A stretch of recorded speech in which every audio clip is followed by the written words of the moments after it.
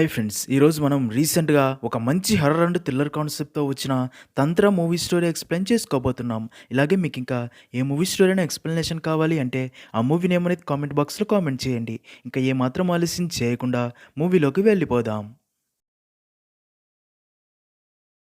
Movie start అవ్వగానే అర్ధరాత్రి సమయంలో ఊర్లోని ఒక వ్యక్తి బాత్రూమ్ కోసమని ఊరి చివర ఉన్న అటవీ ప్రాంతానికి వెళ్తాడు. అయితే అప్పుడే ఆ వ్యక్తికి కొన్ని విచిత్రమైన శబ్దాలు వినిపించడంతో కొంచెం భయపడతాడు. అప్పుడే ఆ వ్యక్తి తలపై నుంచి రక్తం కారి ఒక నల్లటి కోడి కింద పడడం చూసి భయపడుతూ అలా పైకి చూడగా చెట్టు మీద ఒక అమ్మాయి బతికి ఉన్న నల్లటి కోళ్ళ గొంతు కొరికి రక్తం తాగుతూ ఉంటుంది. అది చూసిన ఆ వ్యక్తి ఫుల్గా భయపడిపోయి అక్కడి నుంచి ఊర్లోకి పారిపోతాడు. సీన్ కట్ చేస్తే మొదటి పర్వం రక్తదాహం స్టార్ట్ అవ్వగానే మన మూవీలో మెయిన్ క్యారెక్టర్ అయిన అనన్యాస్ రేఖని చూపిస్తారు. తన నానమ్మ రేఖతో మీ నాన్నకి వేడి నీళ్ళ బకెట్ బాత్రూంలో పెట్టు అని చెప్పడంతో రేఖ బకెట్ తీసుకెళ్లి బాత్రూమ్ డోర్ ఓపెన్ చేయగా బాత్రూంలో జిట్టు ఉరబిసుకొని ఒక అమ్మాయి కూర్చొని ఉండడం చూసి రేఖ షాక్ అయ్యి అలాగే తనని చూస్తూ ఉండిపోతుంది.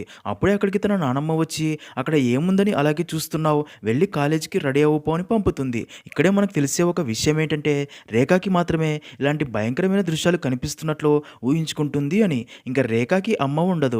రేఖ పుట్టగానే తన అమ్మ చనిపోవడంతో రేఖ వల్ల తన భార్య చనిపోయిందని, రేఖ అంటే తన నాన్నకి అస్సలు ఇష్టం ఉండదు. నెక్స్ట్ సీన్లో రేఖ తన ఫ్రెండ్స్ అయిన సరస్వతి, వాసు అండ్ తేజతో కలిసి కాలేజీకి వెళ్తుంది. ఇక్కడే మనకు తెలిసే ఒక విషయం ఏంటంటే రేఖ అండ్ తేజకి ఒకరంటే మరొకరికి ఇష్టం అని, ఇద్దరు ప్రేమించుకుంటున్నారు అని. అలా రేఖ అండ్ తేజ కాలేజీకి వెళ్ళేటప్పుడు మాట్లాడుకుంటూ ఉంటారు. ఇంకా అదే రోజు సాయంత్రం కాలేజీ అయిపోయాక నలుగురు తిరిగి ఎవరి ఇళ్ళకి వారు బయలుదేరగా తేజ అండ్ వాసు మాత్రం అదే ఊర్లో ఉండే సీతారాం బాబాయ్ని కలవడానికి తన ఇంటికి వెళ్తారు.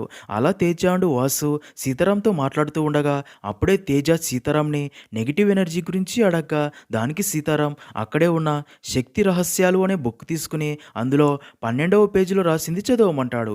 దాంతో తేజ చదువుతూ పసిఫిక్ సముద్రంలో సోలమన్ ఐలాండ్ అనే దీవులున్నాయి, అక్కడ కొన్ని తెగలవారు అక్కడ పెద్ద పెద్ద చెట్లను పడగొట్టడానికి గొడ్డలిని వాడరు, ఆ తెగవారందరూ ఆ పెద్ద చెట్లు చుట్టూ తిరుగుతూ పెద్దగా కేకలు వేస్తూ ఆ చెట్టుని తిడుతూ ఉంటారు. అంతే, అలా కొన్ని రోజులకే ఆ చెట్టు దానంతటదే కింద పడిపోతుంది అని చదివి మరొక పేరా చదువుతూ క్యాన్సర్ ట్రీట్మెంట్లో గైడెడ్ వెంజరీ అనే టెక్నిక్ ఉంది, శరీరంలోని ట్యూమర్ పూతని పిరానా చేపలు తినేస్తున్నట్లు ఊహించుకోమని పేషెంట్స్కి చెప్పడంతో వారిలోని భయం పోతుంది అని చదవగా సీతారాం తేజతో మొదటి దాంట్లో చెట్టును పడగొట్టింది నెగటివ్ ఎనర్జీ అని, రెండవ దాంట్లో పనిచేసింది పాజిటివ్ ఎనర్జీ అంటే మన ఆలోచన శక్తిని దానికి తగిన మంత్రంతో ప్రేరేపించి యంత్రంతో కేంద్రీకరించి తంత్రంతో సిద్ధిని సాధిస్తారు అంటాడు. అదంతా విన్న వాసు బాబాయ్ ఈ తాంత్రిక పూజలు నిజమేనా అని అడగ్గా దానికి సీతారాం రామాయణంలో రావణుడు కొడుకు ఇంద్రజిత్ వికుంబలాదేవికి పూజ చేస్తున్నప్పుడు లక్ష్మణుడు ఆ పూజ చేయనీయకుండా వానర సైన్యంతో దాడి చేస్తాడు. ఎందుకంటే ఆ పూజ పూర్తయితే ఇంద్రజిత్ని రాముడితో సహా ఎవ్వరూ ఓడించలేరు. చాలా మందికి తెలియని విషయం ఏంటంటే వికుంబలాదేవి ఒక క్షుద్ర దేవత, ఇంద్రజిత్ చేస్తుంది ఒక క్షుద్ర పూజ అని.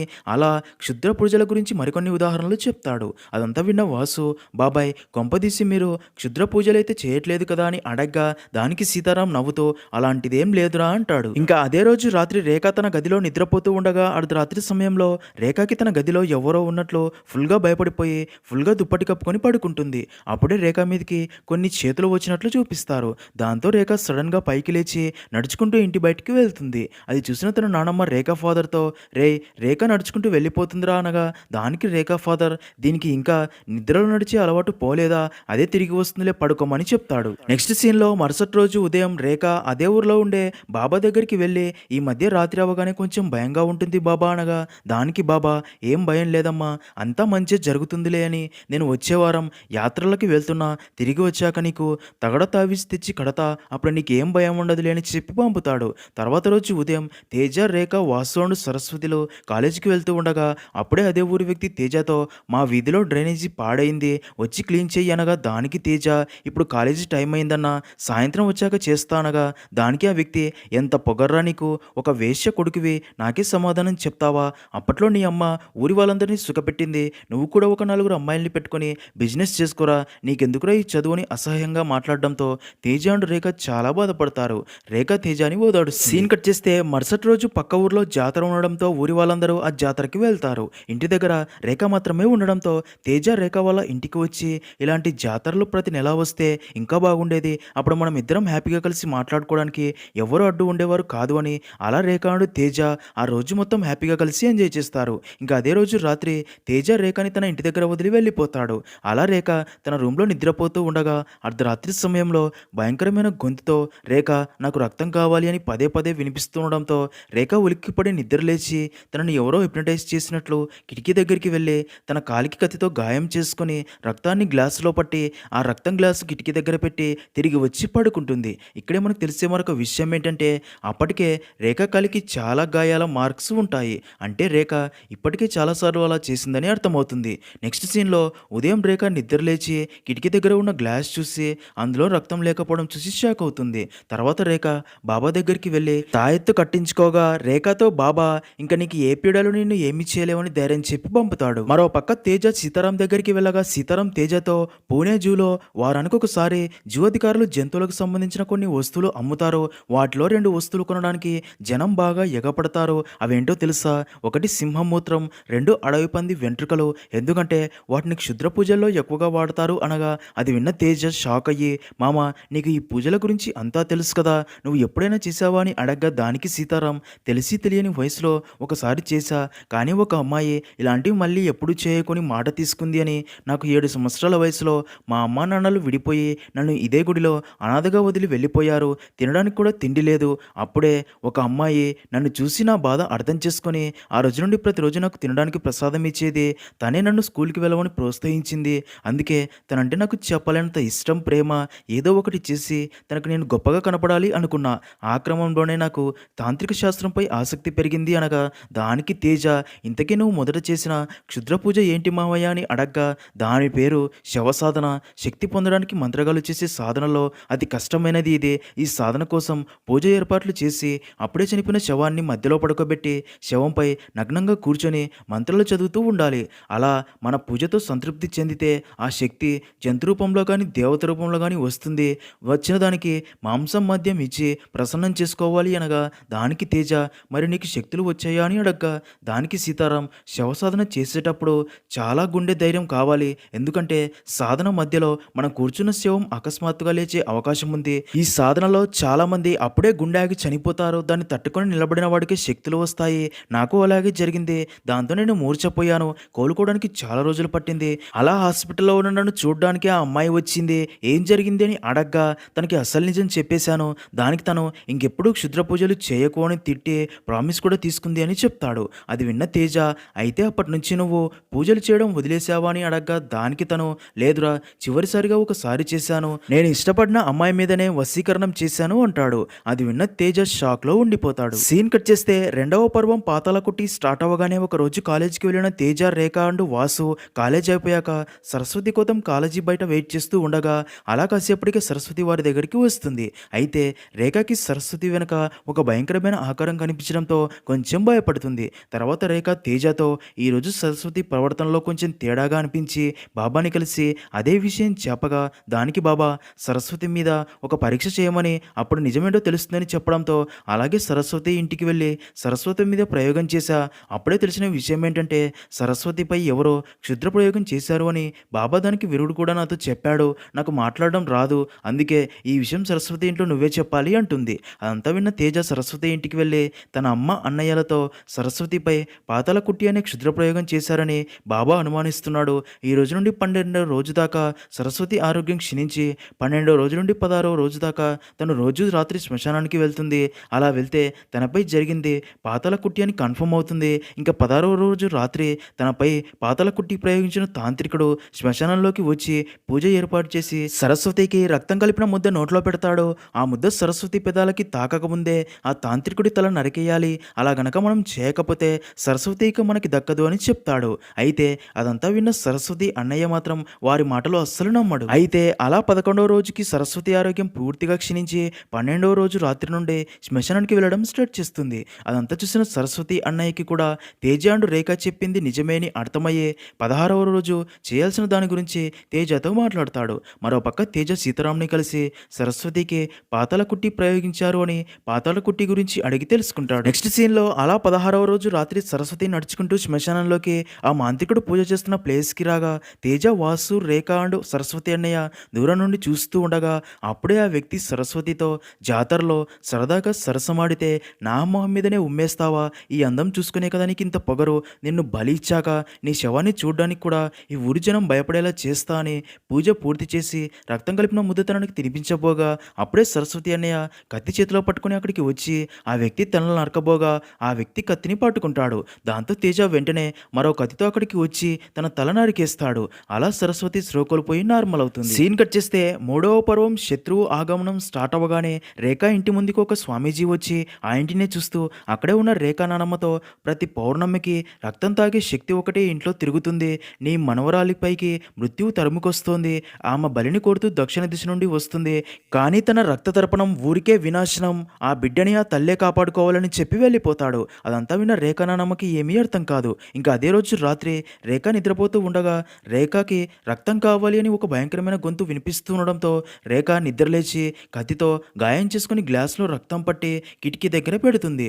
మరుసటి రోజు ఉదయం లేచి ఆ గ్లాస్ చూసి షాక్ అవుతుంది. ఎందుకంటే అందులో మళ్ళీ రక్తం ఉండదు కాబట్టి. సీన్ కట్ చేస్తే అదే ఊరిలోకి ఒక వ్యక్తి వచ్చి చెట్టు కింద కూర్చున్న ఆ ఊరి వాళ్ళ దగ్గరికి వచ్చి ఆ ఊరిలో రాజేశ్వరి ఉండేది కదా అని అడగగా దానికి ఆ ఊరి వ్యక్తి అవును, కొన్ని సంవత్సరాల క్రితం రాజేశ్వరి అనే ఒక మహిళ ఉండేది, కానీ పాపం ఎవరో ఆమెను క్షుద్ర పూజలు చేసి చంపేశారు అని చెప్పి మీరు విగదిత్ స్వామి కదా, 18 సంవత్సరాల ముందు ఊరి అవతల ఉన్న ఎల్లమ్మ గుళ్ళో అర్చకం చేసేవారు కదా అని అడగ్గా దానికి తను అవును అని దేశాటనం చేసి మళ్ళీ మన ఊరికి తిరిగి వచ్చాను అంటాడు.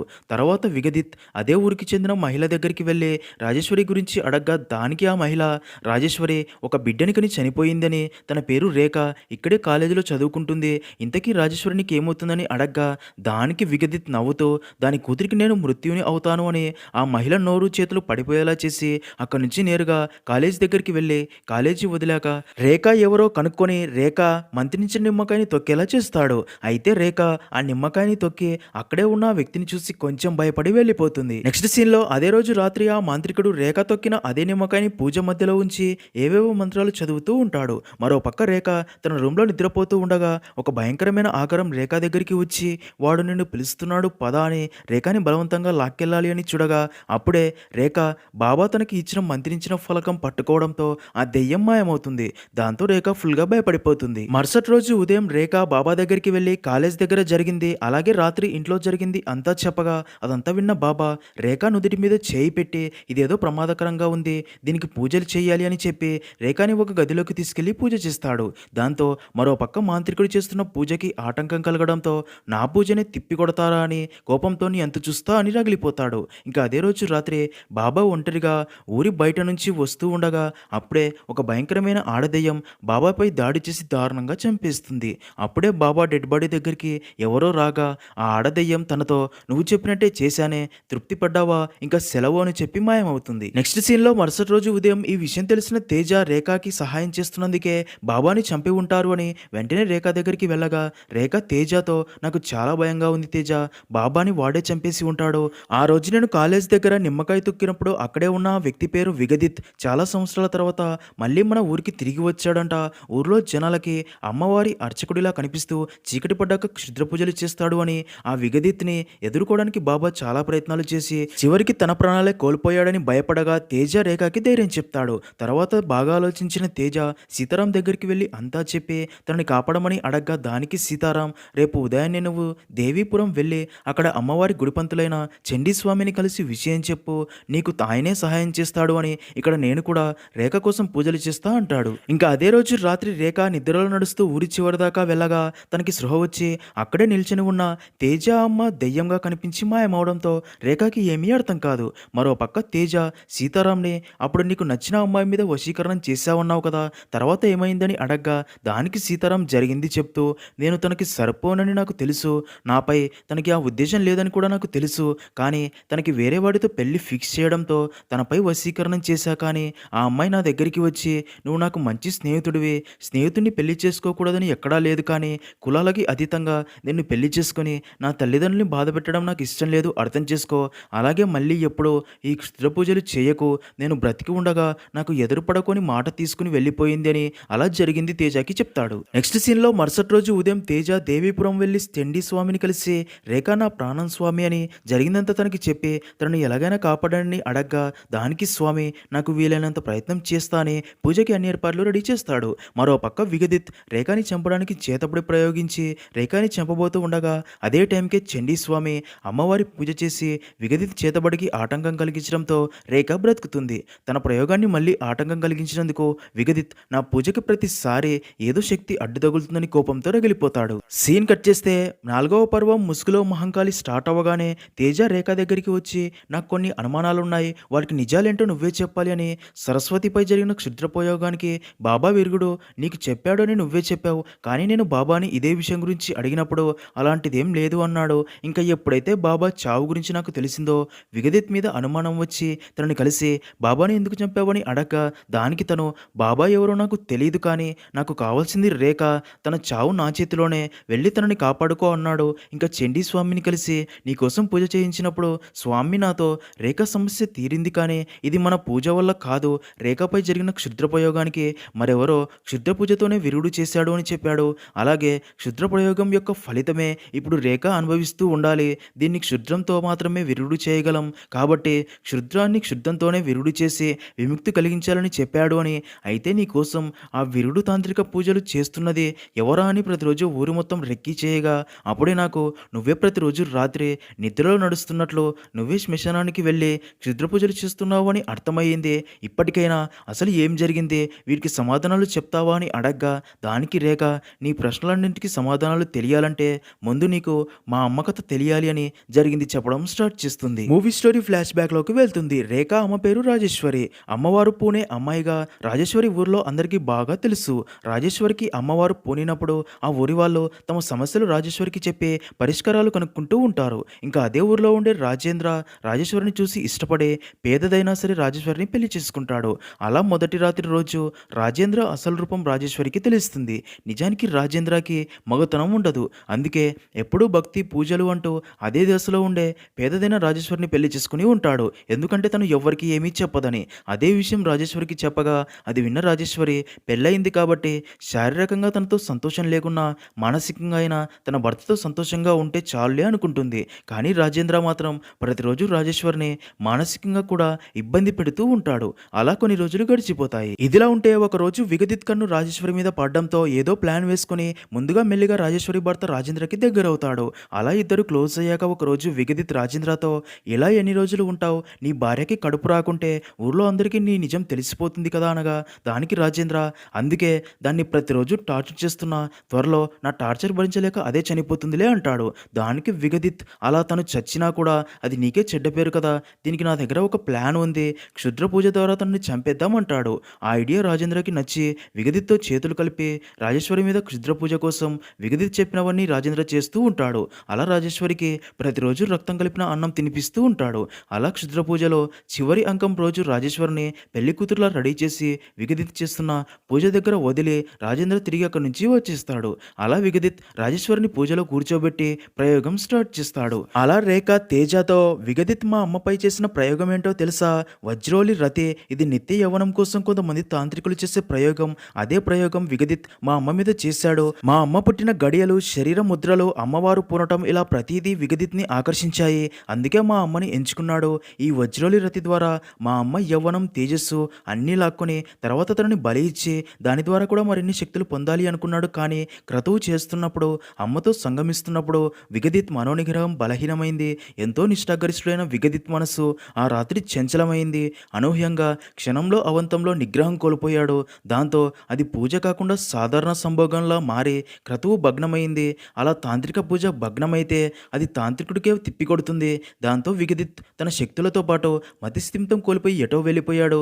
కానీ ఆ క్రతువులో బలి పశువు అయింది మాత్రం మా అమ్మే అని, అలా జరిగిన దారుణాన్ని అమ్మ మర్చిపోవాలి అనుకున్నా సరే ఆ క్రతువు వల్ల క్షుద్ర శక్తులు తనని నీడలా వెంటాడాయి. దాంతో భర్త చేసిన మోసం, విగదిత్ చేసిన దారుణం, తనని క్షుద్ర శక్తులు వెంటాడడం భరించలేక ఆత్మహత్య చేసుకోవాలి అనుకుంది. కానీ అప్పుడే తను ప్రెగ్నెంట్ అని, తన కడుపులో పెరుగుతున్న బిడ్డ విగదిత్ చేసిన క్రతువు వల్ల కలిగింది అని తెలుసుకున్నాక అలా 9 నెలలు నా కోసం ఎన్నో కష్టాలు అనుభవిస్తూ అలా నన్ను కని తన ఊపిరి వదిలింది. అలా క్షుద్ర శక్తుల వల్ల పుట్టిన నేను ఆత్మల్ని చూడగలను, వాటితో మాట్లాడగలను. నేను అసలు దెయ్యాలకి భయపడను. ఇంకా నీ ప్రశ్నలకి సమాధానం చెప్తా విను. సరస్వతి మీద చేసిన క్షుద్ర పూజకి విరుడు చెప్పింది నేనే, ఇంకా ఆ బాబాని చంపింది కూడా నేనే. ఎందుకంటే ఆ రోజు కాలేజ్ దగ్గర నిమ్మకాయ తలకాయ తొక్కాను అని అదే విషయం చెప్పడానికి వెళ్ళగా అది చాలా ప్రమాదకరమని, దానికి ప్రత్యేక పూజలు చెయ్యాలని, నాతో అసభ్యకరంగా ప్రవర్తించాలని చూశాడు. అంతేకాక తన దగ్గరికి వచ్చిన ప్రతి ఆడపిల్లని పూజల పేరుతో ఇలాగే చేసేవాడని తెలిసాక మొదటిసారి నా క్షుద్ర శక్తులు ఉపయోగించి ఆ రోజు రాత్రి తనను చంపేశా. నేను చేసింది తప్పా చెప్పు? ఇంకా విగదిత్ నన్ను వెతుక్కుంటూ వస్తాడని మా అమ్మకి నన్ను కన్నప్పుడే తెలుసు. అందుకే ఆత్మగా మారి వాడిని ఎదుర్కొనేలా నన్ను సిద్ధం చేసింది. ఆ ప్రయత్నంలోనే భాగంగానే నిద్రలో నడుస్తున్నట్లు శ్మశానానికి వెళ్ళి పూజలు చేస్తున్నా. మా అమ్మకి నేనంటే ఎంత ఇష్టం అంటే చనిపోయాక కూడా నాకు దారి చూపిస్తూ నా పక్కనే ఉంటుందని చెప్తుంది. అదంతా విన్న తేజ కూడా కొంచెం ఆశ్చర్యపోగా అప్పుడే రేఖ తేజతో, నీకు మరో ముఖ్యమైన విషయం చెప్పాలి. ప్రతి పౌర్ణమికి నా శక్తులు బలహీనమవుతాయి. అప్పుడు నేను రక్తం తాగితే గాని మనిషిని కాలేను అంటుంది. నిజానికి మూవీ స్టార్టింగ్లో చూపించింది రేఖానే. అయితే అలా ఒక పౌర్ణమి రోజు నేను ఒక జంతువుని చంపి రక్తం తాగుతూ ఉండగా అదే రోడ్డు పక్కన ఉన్న మీ అమ్మ నన్ను చూసి భయపడి పరిగెత్తబోయి ఒక లారీ గుద్ది చనిపోయింది. అది నేను కావాలని చేయలేదు. అందుకే అప్పటి నుంచి ప్రతి పౌర్ణమికి ఎవ్వరినీ చంపకుండా నా రక్తమే నేను తాగుతున్నా అని చెప్తుంది. అది విన్న తేజ మాత్రం తన అమ్మ చావుకి రేఖ కారణమని చాలా బాధపడతాడు. రేఖ తేజతో, మా అమ్మ ప్రేమ నీ ప్రేమ మాత్రమే క్షుద్ధ శక్తిగా పుట్టిన నన్ను మంచిగా మారేలా చేశాయి. నన్ను ఇదొక్క తప్పుకి క్షమించు అని అడగ్గా తేజ బాధతో అక్కడి నుంచి వెళ్ళిపోతాడు. నెక్స్ట్ సీన్లో తేజ సీతారాం దగ్గరికి వెళ్ళి, నువ్వు ప్రేమించింది రేఖ అమ్మ రాజేశ్వరినే కదా మావయ్య, నాకు ఎలా తెలిసిందంటే ఒకరోజు రాత్రి రేఖ శ్మశానంలో చేసే పూజకి కావాల్సిన సామాన్లు ఒక చెట్టు దగ్గర నువ్వు పెట్టగా తర్వాత వాటిని రేఖ తీసుకెళ్లడం చూశాను అంటాడు. దానికి సీతారాం, నా మొహం ఎప్పుడు తనకి చూపించొద్దు అంది. అందుకే తను చనిపోయాక తన కూతురికి సహాయం చేస్తున్నా. నిజానికి ఒకరోజు విగదిత్ శ్మశానంలో ఏదో పూజ చేయడం చూశాను, కానీ అది రాజేశ్వరి మీదనని ఆ రోజు నాకు తెలియదు.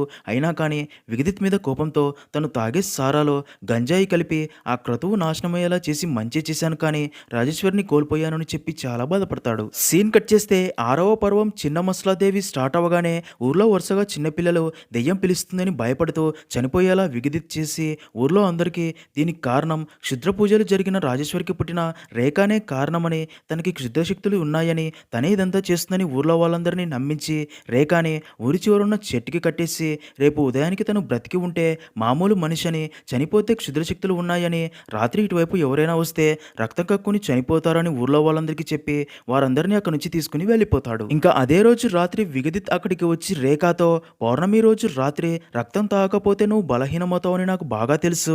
అందుకే పౌర్ణమి రోజున నేను బలి ఇచ్చే పథకం రచించా. మీ అమ్మని బలి ఇస్తా అన్న సంకల్పం తీరలేదు. ఆ క్షుద్ర దేవత మీ అమ్మ రక్తం కోసం ఇంకా ఎదురు చూస్తుంది. నువ్వు రాజేశ్వరి రక్తానివి కాబట్టి జన్మతః శక్తులు పొందావు. నీలాంటి దాన్ని బలి ఇస్తే నేను తిరుగులేని తాంత్రికుణ్ణి అవుతాను అని. అలా విగదిత్ రేఖాని బలి ఇచ్చేందుకు పూజ మొదలుపెట్టి రేఖాని చిత్రహింసలు పెడుతూ ఉంటాడు. అప్పుడే రేఖాని కాపాడడానికి తేజ అక్కడికి వచ్చి రేఖ కట్లు విడిపించబోగా అది గమనించిన విగదిత్ తేజ 2 చేతులు పనిచేయకుండా చేసి పూజ కంటిన్యూ చేస్తాడు. అయితే రేఖాని ఎలాగైనా కాపాడాలని తేజ అక్కడే ఉన్న కాళికాదేవి బొమ్మ చూసి తన నాలుక కొరుక్కొని ఆ రక్తం రేఖ మొహం మీద పడేలా చేయడంతో రేఖకి అమ్మవారి శక్తులు వచ్చి విగదిత్ మీద విరుచుకుపడుతుంది. దాంతో విగదిత్ రేఖాని ఏమీ చేయలేక తేజాని చంపాలి అని తన బాడీ మొత్తం పని చేయకుండా స్తంభన మంత్రం ప్రయోగించడంతో అది చూసిన రేఖ తేజాని ఏమీ చేయకోని బ్రతిమాలుతుంది. దాంతో విగదిత్, నన్ను మించిన శక్తులు ఉన్నదానివి నువ్వు, కానీ ఇప్పుడు నా చేతుల్లో బలి కాబోతున్నావు. ఎందుకో తెలుసా? మీ ఇద్దరి మధ్య ఉన్న ప్రేమ మిమ్మల్ని బలహీనుల్ని చేస్తుంది. ఏమే రాజేశ్వరి, నీ కూతురికి క్షుద్ర పూజలతో పాటు క్రూరత్వం కూడా నేర్పించాల్సిందే అని నవ్వుతూ రేఖాని బలిచ్చేందుకు పూజ కంటిన్యూ చేస్తాడు. అప్పుడే రాజేశ్వరి ఆత్మ తేజతో, నేను నీకు కనిపించను, నేను చెప్పేది విను, నువ్వు నోరు తెరవలేవు, కానీ నీ మనసులో గాయత్రి మంత్రాన్ని పఠించు, మనస్ఫూర్తిగా ఆ తల్లిని శరణు వేడుకో. అక్కడ సీతారాం చండీస్వామి కూడా రేఖ కోసం గాయత్రిని దేవిని పూజిస్తున్నారు. నీ ఎడమ చేతికి అడుగు దూరంలో భూమిలో శ్రీచక్రం గీయబడిన దండ ఉంది. అది తీసుకుని విగదిత్ మంత్రాలు చదువుతూ ఉండగా పళ్ళు ఊడిపోయేలా వాడి మొహం మీద దండంతో కొట్టు. ఎప్పుడైతే పూజలో తాంత్రికుడు తన రక్తం తానే చూస్తాడో లేదా ఆ మంత్రం స్పష్టంగా చదవలేకపోతాడో అప్పుడు ఆ పూజ భగ్నమవుతుంది అని చెప్పడంతో తేజ అలాగే చేస్తాడు.